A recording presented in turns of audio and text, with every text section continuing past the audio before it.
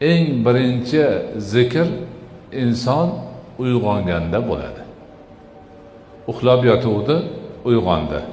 Ko'zi ochildi, o'zini demak uyg'onganligini bildi, hayotga qaytganini his qildi. Chunki uxlaganda hech narsani bilmay yotgan edi.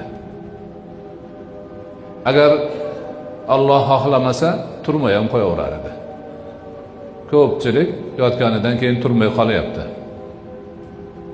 Ana yarim o'lik bo'lgan odam uyg'ondi, o'ziga keldi, hayotga qaytdi.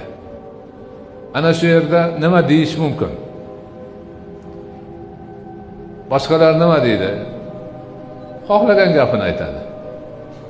Birov yana ozgina uxlasam bo'lardi deydi. Birov voy kech qolibman-u, falon yerga borishim kerak edi deydi. Yana kimdir choyni kim qaynatadi deyishi mumkin. Nima desa deydi.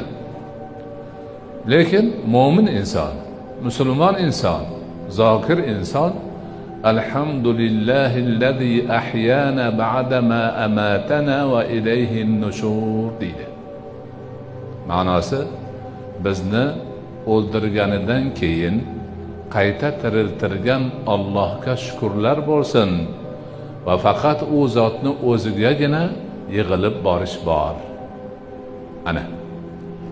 Demak, o'lim nima? Uyquni o'lim deb e'tibor qilinyapti. Alloh bizni uxlatib qo'ygan edi.